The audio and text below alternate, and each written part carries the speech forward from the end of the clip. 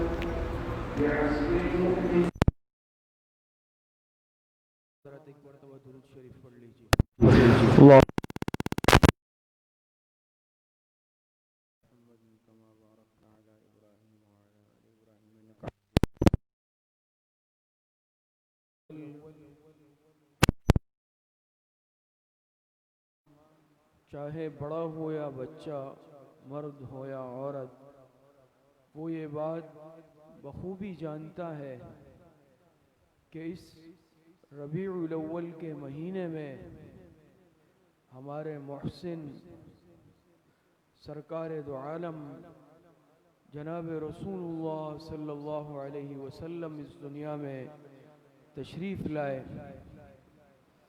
اس اعتبار سے یہ ربیع الاول کا مہینہ نہایت اہم اور مبارک مہینہ ہے، اور یقیناً ہر صاحب ایمان کے لیے وہ مہینہ اور وہ دن سب سے زیادہ خوشی کا دن ہے کہ جس دن جناب رسول اللہ صلی اللہ علیہ وسلم کی ولادت باسعادت ہوئی ہے،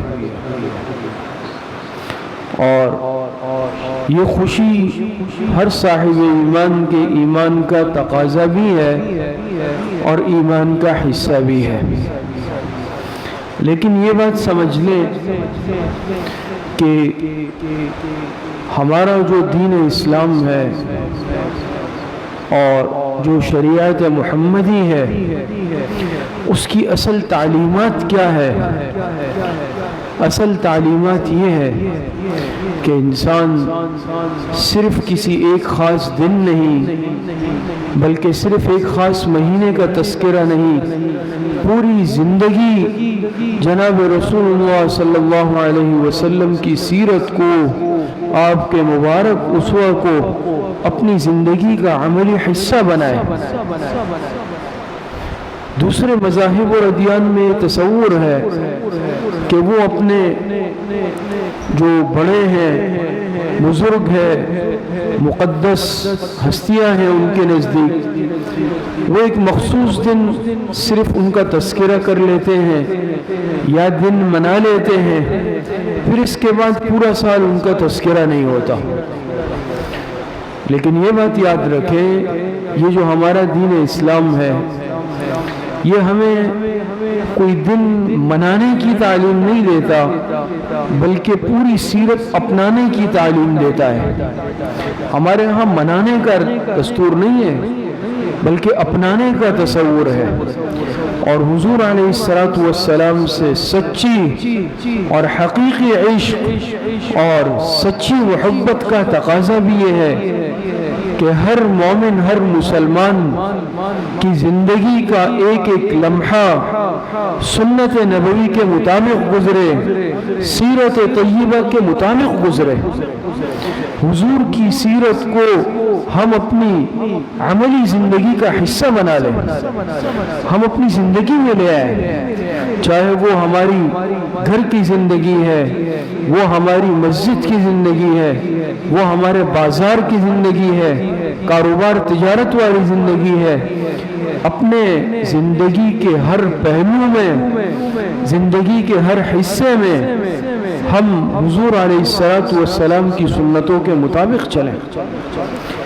یہ تو تعلیمات نہیں ہے کہ ایک دن تذکرہ ہوا پھر پورے سال نہ تذکرہ ہے اس مبارک ہستی کا، نہ ان کی سنتوں کو اپنانا ہے، نہ ان کی تعلیمات پر چلنا ہے، بلکہ حقیقی تعلیم یہ ہے اور شریعت کی تعلیمات بھی یہ ہے کہ ایک ایمان والا اپنی صبح اٹھنے سے لے کر رات سونے تک اپنے پورے دن اور رات کا ایک ایک لمحہ سیرت طیبہ کے مطابق گزارے۔ اور جو آیت کریمہ آپ کے سامنے پڑھی گئی، جو آج ہمارا اصل موضوع ہے، چونکہ جناب نبی کریم صلی اللہ علیہ وسلم کی ذات بابرکت وہ واحد ہستی ہے کہ جو ہماری محسن ذات ہے، اور ہر صاحب ایمان کے ایمان کا اور عشق نبوی کا تقاضا یہ ہے کہ وہ اس مبارک ہستی پر کثرت سے درود شریف بھیجے۔ حدیث مبارکہ جو آپ کے سامنے پڑھی گئی، اس میں جناب رسول اللہ صلی اللہ علیہ وسلم نے ارشاد فرمایا، بحسب المؤمن من البخل اذا ذکرت عنده فلم يصلی علیہ۔ ایک ایمان والے کے بخیل ہونے کے لیے یہی بات صرف کافی ہے کہ اس کے سامنے میرا تذکرہ ہو اور وہ مجھ پر درود نہ بھیجے۔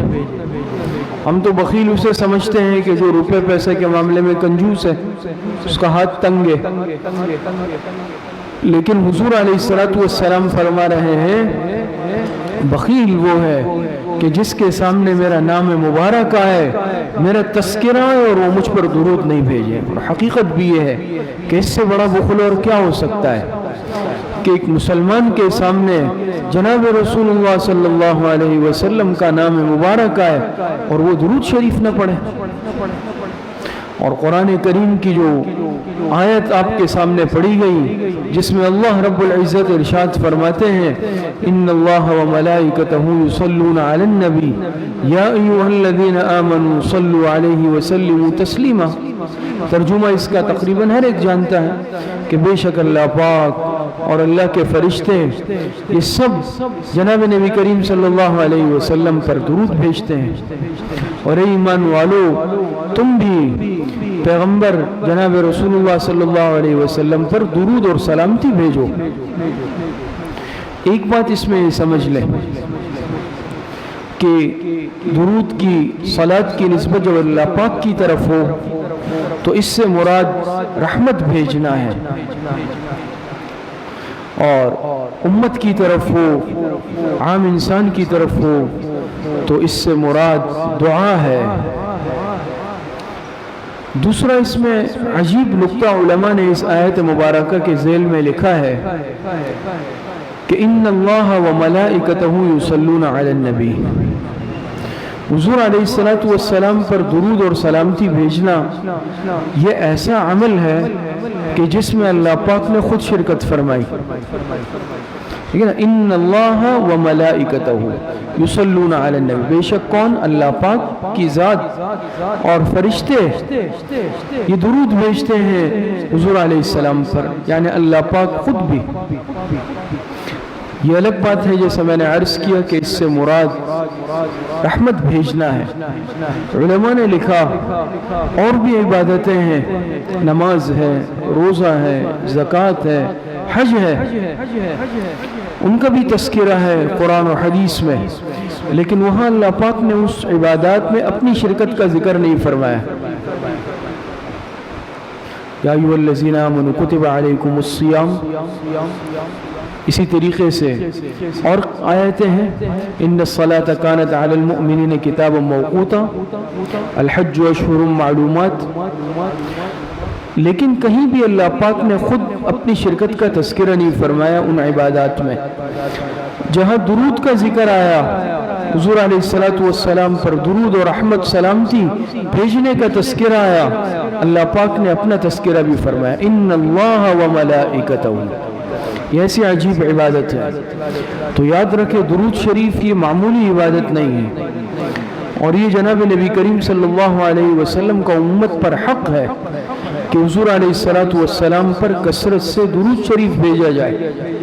ایک حدیث مبارکہ میں آتا ہے، جناب رسول اللہ صلی اللہ علیہ وسلم نے ارشاد فرمایا کہ میری مثال اس شخص کی ہے جس نے آگ جلائی اور پروانے اس آگ کے گرد جمع ہو رہے ہیں اور آ کر اس آگ میں گر کر جل کر مر رہے ہیں، اور وہ شخص ان پروانوں کو اس آگ سے دور ہٹانے کی کوشش کرتا ہے، لیکن پروانے ہیں کہ پھر بھی آتے ہیں اور آگ میں جل رہے ہیں، گر رہے ہیں. فرمایا میری مثال بھی ایسی ہے، میں اپنی امت کو کمر سے پکڑ کر جہنم کی آگ سے دور کر رہا ہوں، اور یہ امت آ کر جہنم کی آگ میں گر رہی ہے. درود شریف کے کیا فضائل، کیا برکات، ہر صاحب ایمان اس سے واقف ہے. حدیث مبارکہ میں آتا ہے، جناب رسول اللہ صلی اللہ علیہ وسلم نے ارشاد فرمایا، جو مجھ پر ایک مرتبہ درود پڑھتا ہے اللہ پاک اس پر 10 رحمتیں نازل فرماتے ہیں. اور بعض روایتوں میں یہ بھی اضافہ ہے کہ 10 رحمتیں نازل فرماتے ہیں، 10 گناہوں کو مٹاتے ہیں اور 10 درجات بلند فرماتے ہیں. بہت بڑی فضیلت ہے. تو کثرت کے ساتھ حضور علیہ السلام پر درود شریف پڑھا جائے، کثرت کی کوئی حد نہیں.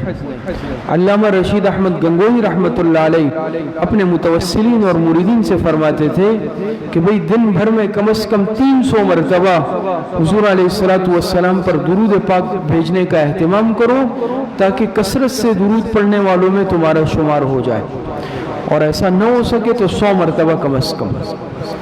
تو ہر صاحب ایمان، ہر مسلمان اس کا اہتمام کرے کہ حضور علیہ السلام پر درود شریف بھیجا جائے. اور علامہ جلال الدین سیوطی رحمۃ اللہ علیہ جو مشہور مفسر قرآن گزرے ہیں، انہوں نے تفاسیر لکھی. ایک تفسیر 80 جلدوں میں لکھی ہے، الدر المنثور. اسی طریقے سے تفسیر جلالین، اور اس کے علاوہ بھی تفسیر لکھی. یہ بہت بڑے مفسر، محدث، بہت بڑے عالم گزرے ہیں، اور لکھا ہے انہوں نے ہر فن میں تقریباً تصنیف کی ہے. تفسیر، حدیث، فقہ، ادب، بلاغت، ہر فن میں کتابیں لکھی. ان کو لکھا ہے کہ کئی مرتبہ، عدد میرے ذہن میں صحیح طور پر نہیں ہے، 30 یا 35 مرتبہ تقریباً لکھا ہے، یا اس طرح کم و بیش، حالت بیداری میں جناب رسول اللہ صلی اللہ علیہ وسلم کی زیارت ہوئی ہے. حالت نوم کی بات نہیں ہو رہی، حالت بیداری میں.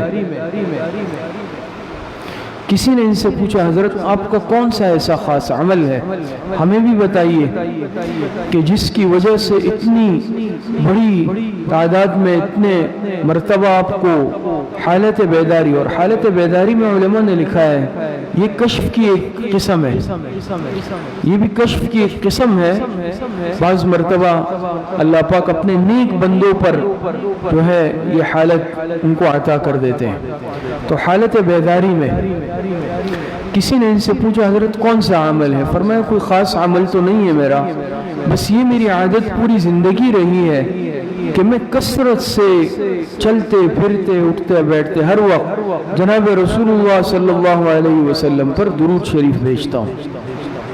یہ معمولی عمل نہیں ہے.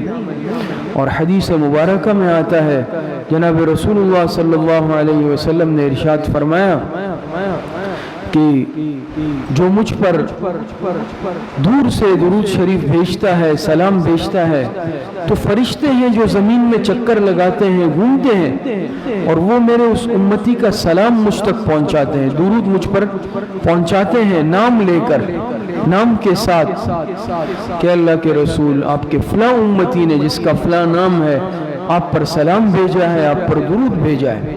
تو یہ ہمارا عقیدہ، ہمارا ایمان ہے کہ ہم درود شریف جب پڑھتے ہیں، اللہ پاک کے فرشتے اس درود اور اس سلام کو اپنے محبوب پیغمبر صلی اللہ علیہ وسلم تک روضہ اطہر میں پہنچاتے ہیں، اور جب روضہ اطہر کے پاس کھڑے ہو کر صلاۃ و سلام پڑھا جاتا ہے تو آپ علیہ الصلاۃ والسلام نے ارشاد فرمایا میں خود اس کو سنتا ہوں۔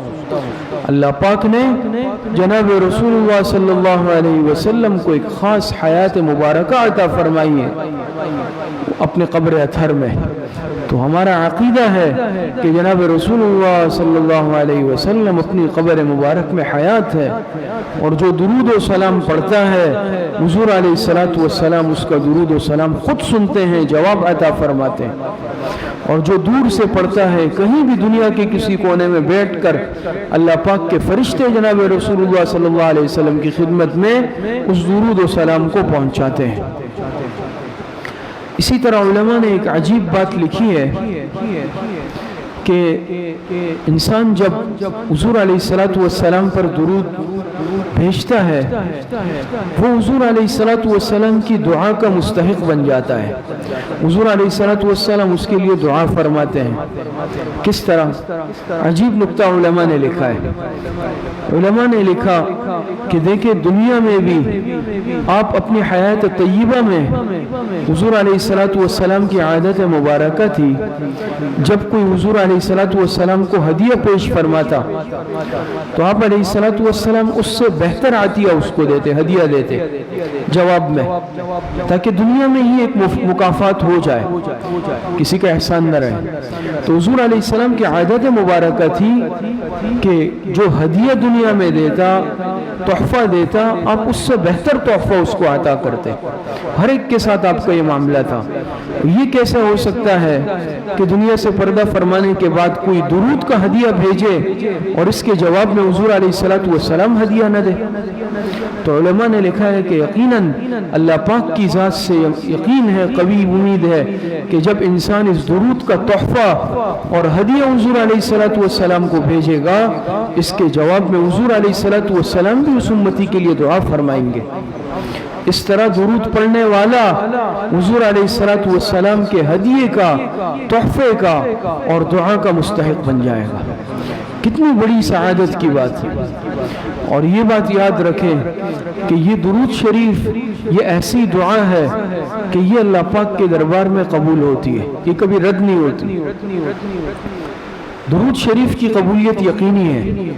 اس لیے علماء نے ایک عجیب نکتہ لکھا، بڑی اہم بات ہے کہ جب انسان اللہ پاک سے دعا مانگے دنیا میں تو دیکھیں کوئی بھی مسلمان کتنا ہی نیک کیوں نہ ہو، مقرب کیوں نہ ہو، وہ یہ دعویٰ نہیں کر سکتا کہ میری یہ دعا ضرور قبول ہوگی۔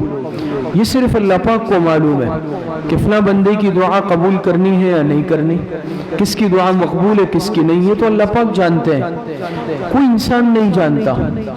لیکن چونکہ درود شریف کی قبولیت یقینی ہے، اس لیے اگر کوئی انسان اپنی دعا مانگنے سے پہلے درود شریف پڑھ لے اور دعا مانگنے کے بعد بھی درود پڑھ لے، یعنی دعا مانگتے ہوئے اول و آخر درود شریف پڑھ لے، اللہ پاک کی ذات سے قوی امید ہے کہ اس کی دعا بھی ضرور قبول ہوگی، کیونکہ جب اللہ پاک درود شریف کو قبول کر رہے ہیں اول و آخر، تو یہ تو اللہ پاک کی ذات سے بعید ہے کہ بیچ کی دعا اللہ پاک رد فرما دے۔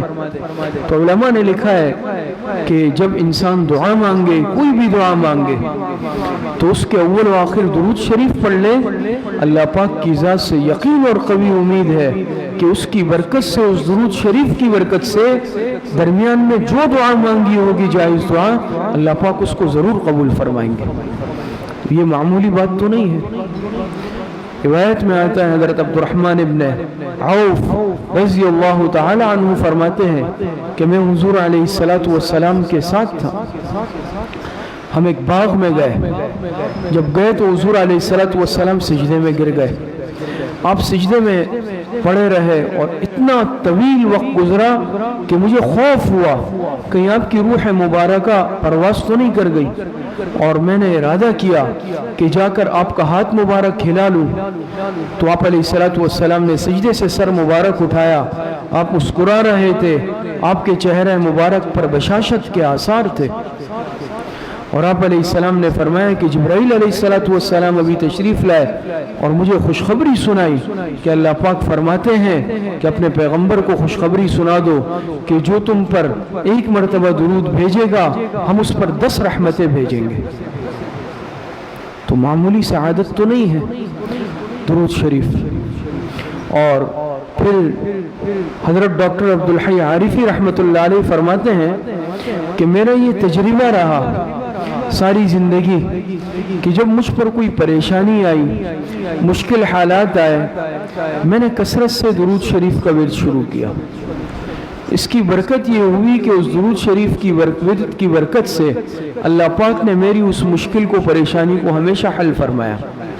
تو علماء نے لکھا ہے کہ یہ درود شریف اس کے لیے کوئی مجرب وظیفہ بھی ہے کہ جس انسان پر کوئی مشکل آ جائے، پریشانی کے حالات آ جائے، وہ پریشان ہو جائے، مشکل کا شکار ہو، کثرت سے درود شریف کا ورد کرے یقین کے ساتھ، اعتماد کے ساتھ، تو یہ مجرب ہے کہ اللہ پاک اس کے مسائل کو حل فرما دیتے ہیں۔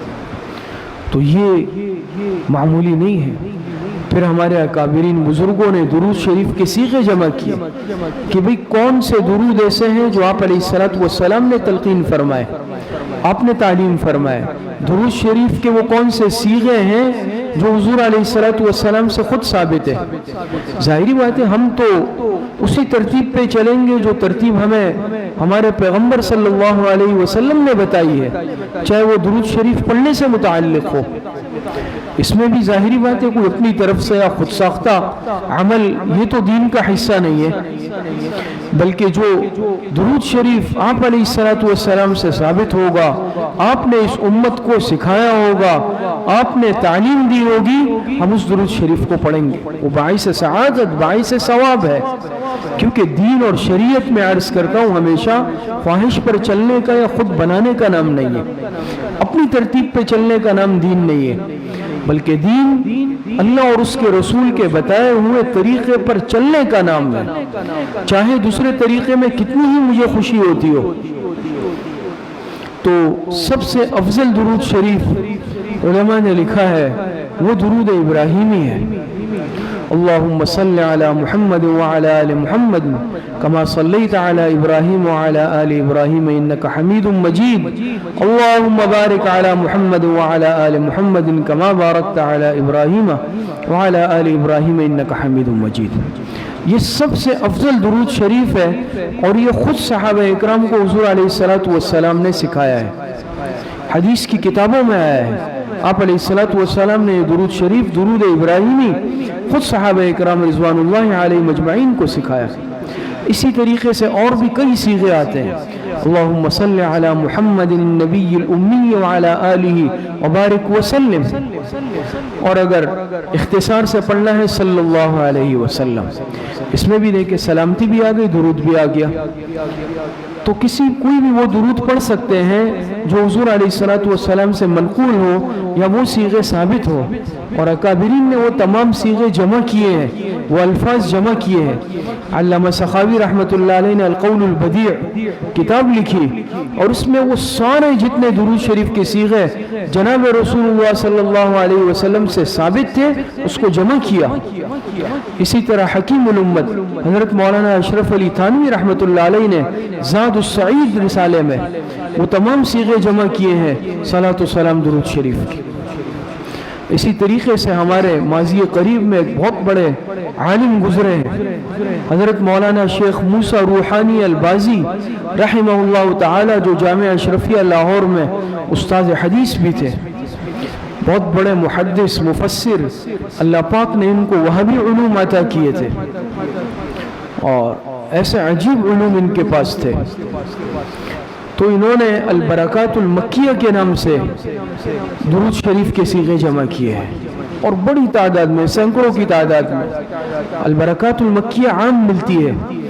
اس کے پڑھنے کے بے انتہا فوائد اور برکات ہیں، آپ اپنی کھلی آنکھوں سے دیکھ لیں گے۔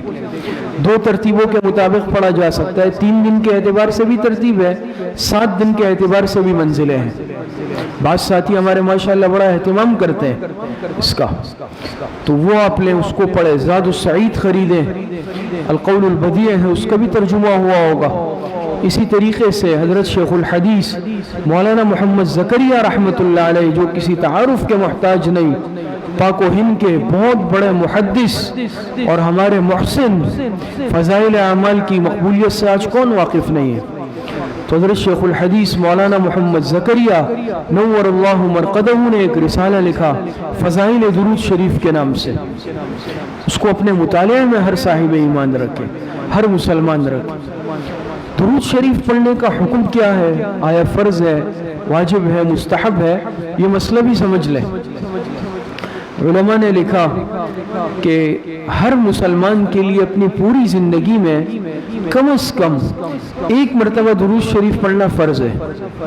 پوری زندگی میں 1 مرتبہ پڑھنا فرض ہے، اور پھر جب اس کے سامنے حضور علیہ السلام کا اسم مبارک آئے، نام مبارک آئے، تو 1 مرتبہ کم از کم پڑھنا واجب ہے، اور پھر ہر مرتبہ بار بار پڑھنا مستحب ہے۔ فرض اور واجب کا مستحب تو آپ سمجھتے ہیں نا کہ بہتر جس کو کہتے ہیں، پسندیدہ۔ فرض اور واجب میں بھی تھوڑا فرق ہے، اس اعتبار سے تو ایک جیسے ہیں کہ فرض کا تارک بھی سخت گناہگار، واجب کا تارک بھی سخت گناہگار، لیکن فرق یہ ہے کہ فرض کا منکر کافر ہے، دائرہ اسلام سے خارج ہے، واجب کا منکر دائرہ اسلام سے خارج نہیں ہے۔ باقی بہرحال جب حضور علیہ السلام کا نام آئے تو کم از کم 1 مرتبہ صلی اللہ علیہ وسلم کہنا ہر صاحب ایمان پر واجب ہے۔ پھر اس کے بعد اگر نہیں کہا تو گناہگار تو نہیں ہے، لیکن یہ ہماری کیسی عشق ہوگی حضور علیہ السلام سے، کیسا عشق ہوگا اور کیسی محبت ہوگی کہ نام آئے لیکن ہم درود شریف نہیں پڑھیں۔ تو جتنی مرتبہ بھی نام آئے، ہر مرتبہ صاحب ایمان صلی اللہ علیہ وسلم، یہ عشق و محبت اور ہمارے ایمان کا تقاضا ہے۔ دوسری بات ایک اور اہم سمجھ لیں کہ بعض مرتبہ انسان تحریر لکھتا ہے، لکھنے میں جناب رسول اللہ صلی اللہ علیہ وسلم کا نام مبارک آتا ہے، تو اس میں علماء نے لکھا ہے کہ پورا صلی اللہ علیہ وسلم لکھا جائے، پورا۔ اس میں بھی بعض دفعہ دیکھیں کیسے بخل سے کام لیا جاتا ہے، اور عجیب قسم بعض مرتبہ لکھتے ہیں صاد لام عین میم صل عم، یا صرف صاد، چھوٹا سا صاد بنا لیتے ہیں۔ یہ بہت نامناسب عمل ہے، علماء نے لکھا ہے۔ یہ ہم کیسے مسلمان، کیسے عاشق اور حضور علیہ السلام سے محبت کرنے والے ہو سکتے ہیں کہ نام آئے اور ہمارے پاس کیا وقت نہیں ہے، یا قلم میں سیاہی نہیں ہے، یا کاغذ کی کمی ہے کہ ہم صرف صاد پر یا صاد لام عین میم پر اکتفا کر رہے ہیں؟ یہ وقت کا اختصار صرف اس کے لیے ہوتا ہے، باقی کاموں کے لیے ہمارے پاس بڑا وقت پڑا ہے، لیکن جب حضور علیہ السلام کا نام آئے تو ہم جو ہے شارٹ راستہ مختصر اختیار کر لیں۔ یاد رکھیں یہ عمل ایک مسلمان کے لیے مناسب نہیں ہے، بلکہ جب حضور علیہ السلام کا نام آئے پورا صلی اللہ علیہ وسلم لکھ لیں۔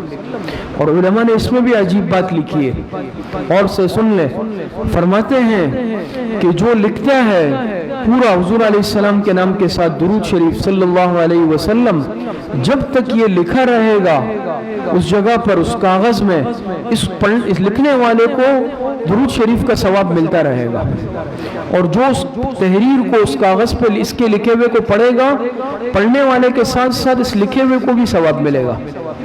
کتنی سعادت اور فضیلت کی بات ہے، اور ہم اس سے اپنے آپ کو محروم کر لیں کہ صرف صاد لکھنے پر اکتفا کریں اور مختصر لکھنے پر اکتفا کر لیں۔ یہ تو آپ علیہ السلام سے عشق اور محبت کے بھی خلاف ہے، تو اس بات کا بہت زیادہ اہتمام کریں۔ آخر میں ایک بات عرض کر کے بات ختم کرتا ہوں کہ 1 مرتبہ حضور علیہ السلام خطبے کے لیے منبر پر تشریف لے جا رہے تھے، آپ علیہ السلام نے پہلی سیڑھی پر قدم رکھا اور آمین کہا، دوسری سیڑھی پر قدم رکھا پھر آمین کہا، تیسری سیڑھی پر قدم رکھا پھر آمین کہا، صحابہ نے عرض کیا اللہ کے رسول کوئی نظر نہیں آ رہا دعا مانگنے والا یا دعا مانگنے والا، اور آپ نے آمین کہا۔